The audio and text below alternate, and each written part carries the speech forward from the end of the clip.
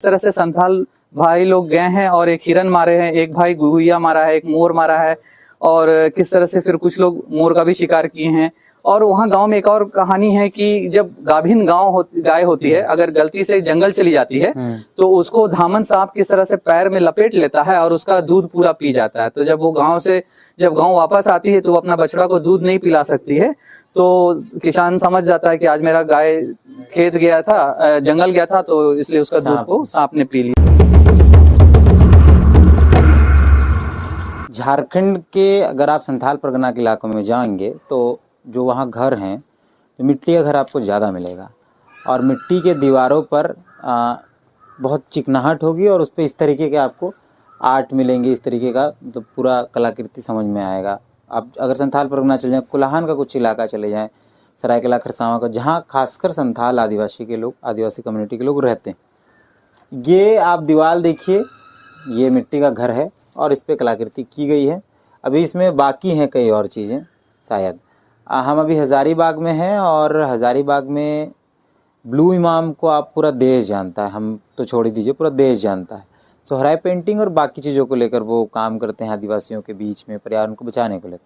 तो ये उनका एक म्यूज़ियम है, घर है, और इस घर में आपको कई चीज़ें मिलेंगी। आप वीडियो पे बहुत दिखा नहीं पाएंगे, आपको आना चाहिए यहाँ।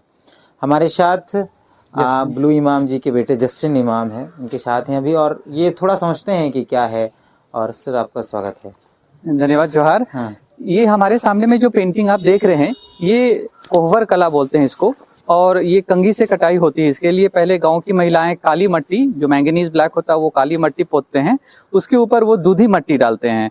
और दूधी मट्टी केवलिन क्ले जो होता है, जब गीली अवस्था में रहती है, तो आप जब क्लोजअप नजदीकी से देखिएगा तो उसको कंघी से जो खरोचते हैं तो उसमें कंघी का जो उखर है वो उसमें आपको नजर आता है।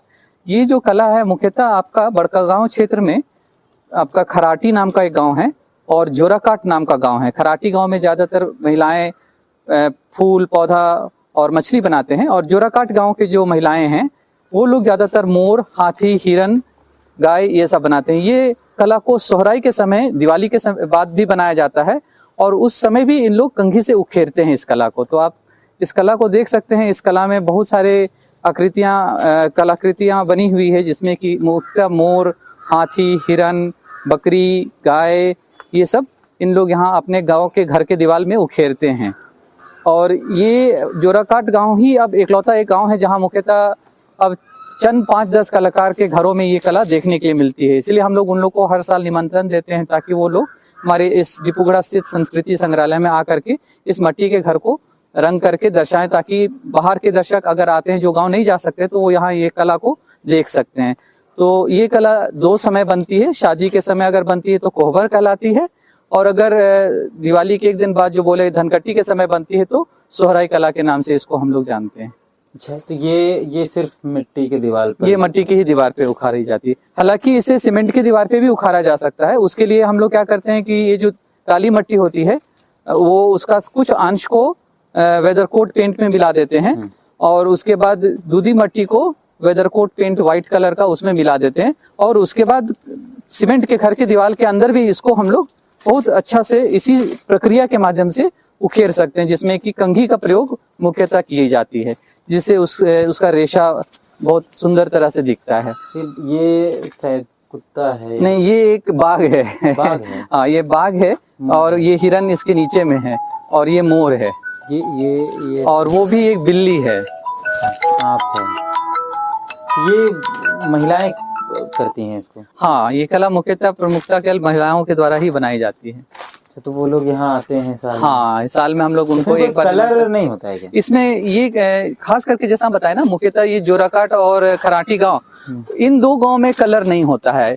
उसमें इन लोग इस तरह से कंघी से ही अपना कोहबर और सोहराई बनाते हैं। लेकिन बाकी जो अलग और भी गांव हैं हमारे, जिसमें गांजू गांव मुख्यतः है, जिसमें वो आप सामने में देखे थे कि पुतली गांजू। ये शायद हाथी है। हाँ, ये एक हाथी है, पेट, और हाथी का बच्चा उसके पेट में है।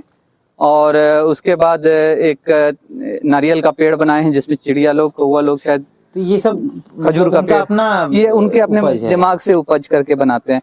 और ये कला उरांव लोग भी बनाते हैं, संथाल लोग भी बनाते हैं, मुंडा, कुर्मी, सब मुख्यतः बनाते हैं। तो जैसे आपने ये जो सामने वाला रंगा हुआ दीवार देखे थे, जिसमें मुख्यतः लाल मट्टी खर्च होती है वो, और पीली मट्टी, जिससे ये थोड़ा सा रंगीन दिखता है। तो ये लाल मट्टी ये लोग गांव में क्या करते हैं कि मोरम काटते हैं, मोरम काट के उसको धो करके कंकड़ से वो लाल मट्टी निकालते हैं, या गेरू पत्थर अगर मिल जाता है तो उसे घिस करके वो लाल रंग निकालते हैं। और पीली रंग भी उसी तरह मट्टी के रूप में मिलता है। तो ये काली मट्टी और चरक मट्टी तो उनको गांव में मिल जाता है, लाल मट्टी और पीली मट्टी थोड़ा संघर्ष के साथ उन लोगों को प्राप्त होता है। काला वाला क्या है?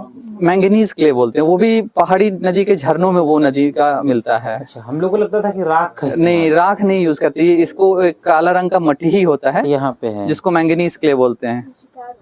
हाँ, इस पुतली गांजू का जो पेंटिंग्स होते हैं गांजुलों का, इसमें संथाल इनके गांव के आसपास में है, तो उन लोग जब छुलवा करने जाते हैं, जो इस तरह से संथाल भाई लोग गए हैं और एक हिरन मारे हैं, एक भाई गुहिया मारा है, एक मोर मारा है, और किस तरह से फिर कुछ लोग मोर का भी शिकार किए हैं। और वहाँ गांव में एक और कहानी है कि जब गाभिन गाय होती है, अगर गलती से जंगल चली जाती है तो उसको धामन सांप किस तरह से पैर में लपेट लेता है और उसका दूध पूरा पी जाता है। तो जब वो गांव वापस आती है तो वो अपना बछड़ा को दूध नहीं पिला सकती है, तो किसान समझ जाता है कि आज मेरा गाय खेत गया था, जंगल गया था, तो इसलिए उसका दूध को सांप ने पी लिया। हाँ, ये सब तो हम लोग सुनते थे वो, मतलब हाँ, तो ये लोग भी इस तरह से इनकी जो सुनी सुनाई कहानी है गांव की, उसको ये कलाकार अपने दीवारों में दर्शाती हैं। ये पुतली गंजू का? हाँ, ये इधर पुतली गांजू का कला था। उधर प्रजापति लोग जो हैं हमारे, जो कुम्हार बोलते हैं, तो वो भी आपके जैसा हम आपको बताए थे ना, ज्यादातर फूल पौधा बनाते हैं। तो ये इनका प्रजापति लोग का कला है इस कोने में घर का। और उधर फिर वही जो जोरा काट के कंघी का ही। हाँ, ये भी कंघी का कला है। मतलब कि इसको कला म्यूजियम, हाँ, इसको कलाग्राम के जैसा आप बोल सकते हैं, जहाँ एक तरफ अलग अलग कला के, हाँ, अलग अलग कलाकृतियां हम लोग यहाँ बना करके रखे हैं। तो ये रंग बेसिकली वो मिट्टी का ही सब। हाँ, लेकिन सारा आजकल हरा ब्लू बहुत चीजें आने लगी। वो एक्चुअली क्या हुआ कि हम ही लोग के कारण, जब ये और मांझी के दीवार को हम लोग 2008 में हम लोग रंगे थे, मैं और मेरी पत्नी अलका, तो फिर ये हम लोग को वहां पर मांग था जिस तरह का, नीला तो नहीं खर्च किए थे लेकिन हरा खर्च किए थे। फिर बाद में चल करके हम लोगों का जब 2015 में हजारीबाग रेलवे स्टेशन रंगे तो वहां प्राकृतिक रंगों से रंगे थे।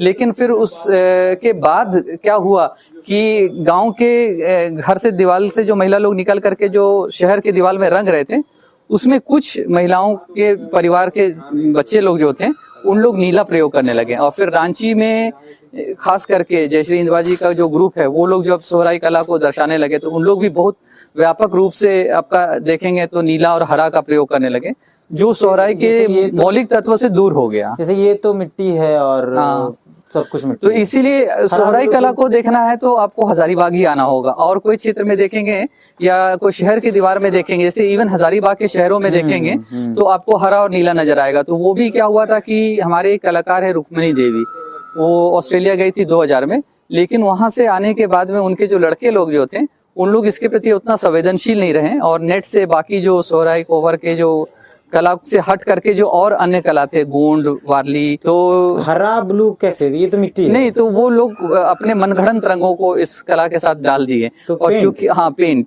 हाँ, फिर तो इसका मूल खत्म है, मूल को खत्म ही कर दिए हैं। वो अभी सोहराई कला का अस्तित्व बहुत खतरे में है, क्योंकि आपका इसको एक कमर्शियल एंगल मिल गया है ना, कि जितने भी दीवार है उनको रंगे जाए, सुशोभित किए जाए। तो उसके प्रति जो संवेदनशीलता है, जो कि नहीं, इसको मौलिक 3 तत्वों के रंगों में रखा जाए, लाल मट्टी, पीली मट्टी, काला और सफेद, तो इससे हटा करके वो लोग इसको सुशोभन करने के लिए या क्या बोलते हैं सौंदर्यपूर्ण बनाने के लिए इसमें हरा और नीला डाल दिया। मतलब फुलवारी को सजाने के लिए कई तो रंगों के फूल लगा दिए गए, लेकिन जो मुख्य थे उसको भूल गए हैं। तो ये एक दुर्भाग्य है। यहाँ जो देख रहे हैं वो 3 ही कलर यहाँ भी, आप हम लोग के सेंटर में सिर्फ इस 3 कलर का ही रंग को मिलेगा।